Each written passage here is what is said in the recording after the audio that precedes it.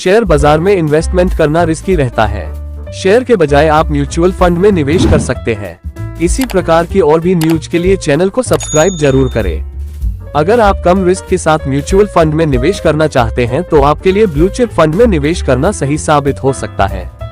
इसमें कम रिस्क के साथ अच्छा रिटर्न मिलने की संभावना रहती है। बीते एक साल में ब्लू चिप फंड्स ने 45% तक का रिटर्न दिया है। अगर आप रिस्क ले सकते हैं तो ब्लू चिप फंड में निवेश करना आपको अच्छा फायदा दिला सकता है।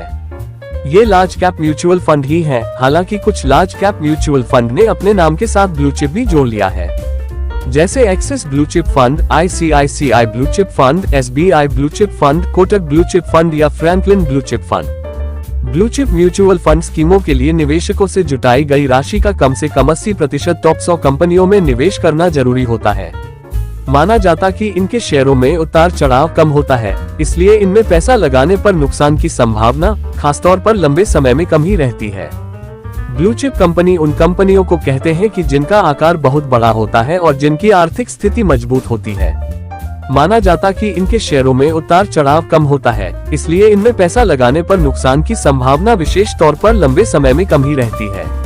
Large cap mutual fund schemes के लिए निवेशकों से जुटाई गई रकम का कम से कम 80% टॉप 100 कंपनियों में निवेश करना जरूरी है। ब्लू चिप फंड्स में उनको पैसा लगाने की सलाह दी जाती है जो कम जोखिम के साथ शेयर बाजार में निवेश करना चाहते हैं। इन स्कीम्स में कम से कम 3 से 5 साल के टाइम पीरियड को ध्यान में रखकर निवेश करना चाहिए।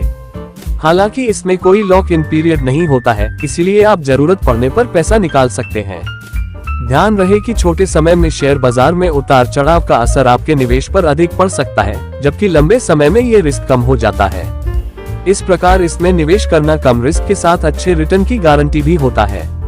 इस बारे में आपकी क्या राय है, कमेंट्स करके जरूर बताएं। साथ ही यदि आप चैनल पर पहली बार विजिट कर रहे हैं तो चैनल को सब्सक्राइब करना ना भूलें।